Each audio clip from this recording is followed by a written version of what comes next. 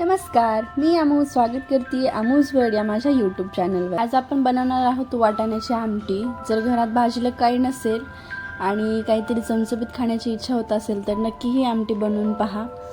यासाठी आपल्याला लागणार आहे कांदा, टोमॅटो, हिरवे वाटाणे, 2-4 लसूण पाकळ्या, खोबरं, अद्रक आणि कोथिंबीर। कांदा आणि टोमॅटो व्यवस्थित कट करून आपल्याला तो भाजून घ्यायचा आहे, कारण आपल्याला त्याची प्युरी बनवायची आहे। त्याबरोबरच त्यामध्ये खोबरं, अद्रक आणि लसूण देखील टाकायचं आहे। पूर्वतयारी तर झालेली आहे, तर सर्वात अगोदर आपण कढईमध्ये थोडंसं तेल घालून वाटाणे छान भाजून घेऊया। यामुळे आपल्या आमटीला आणखीनच चव येईल। हे कोवळ्या शेंगांमधले वाटाणे आहेत, त्यामुळे याला भाजायला जास्त वेळ लागला नाही। आणि वाटाणे भाजून झाले की यामध्ये घालूयात कांदा, खोबरं, लसूण आणि त्यानंतर टोमॅटो। हे सर्व व्यवस्थित भाजून आपल्याला याची प्युरी करायची आहे। यामध्ये देखील तुम्ही थोडंसं तेल घालू शकता आणि कांदा लवकर भाजण्यासाठी थोडंसं मीठ। 1 मिनिटासाठी आपण याला झाकून ठेवूया, त्यामुळे कांदा आणि टोमॅटो लवकर भाजलं जाईल। आपण या रेसिपीमध्ये सुहानाचा मटर पनीर मिक्स मसाला वापरणार आहोत। तुम्ही तुमचा घरचा मसाला देखील वापरू शकता। भाजलेले वाटाणे थंड झाल्याच्या नंतर त्याची आपण पेस्ट करून घेऊया। खूप बारीक नाही वाटायची, जाडसर वाटायची। त्यानंतर कांदा आणि टोमॅटोची बारीक प्युरी करून घ्यायची। आता कढईत घाला तेल, त्यामध्ये टाका मोहरी तडतडली की जिरं घाला। जिरं फुललं की कढीपत्ता घाला आणि आपल्या आवडीनुसार मसाले आणि तिखट घाला आणि सर्व मिक्स करून घ्या।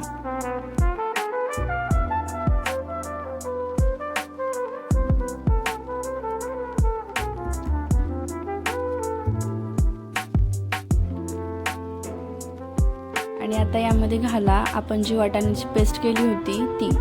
छान भाजून घ्या, कच्चा राहणार नाही याची काळजी घ्या।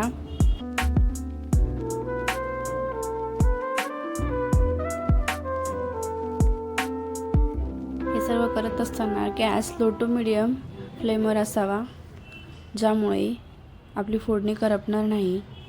हे सर्व वाटाण्याचं मिक्सचर व्यवस्थित मिक्स करून घ्या आणि यामध्ये घाला टोमॅटो आणि कांद्याची प्युरी।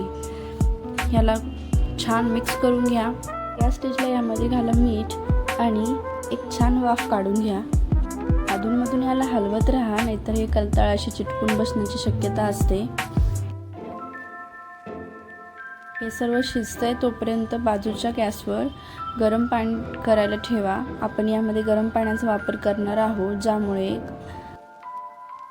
आमटीला आणखीनच छान टेस्ट येईल।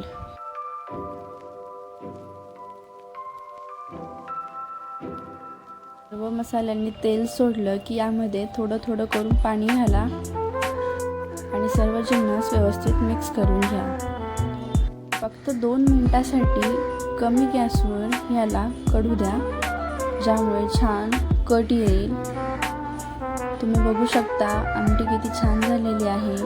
छान तेलाचा कट आलेला आहे। चपाती, भात, कढी, सॅलड यासोबत तुम्ही याला सर्व करू शकता।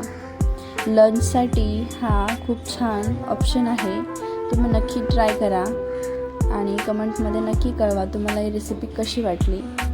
आवडली असल्यास लाईक करा, शेअर करा आणि चॅनलवर नवीन असाल तर सबस्क्राईब करायला विसरू नका। पुन्हा भेटूया पुढच्या रेसिपीसह। तोपर्यंत काळजी घ्या आणि प्रत्येक क्षण भरभरून जगा। Bye bye.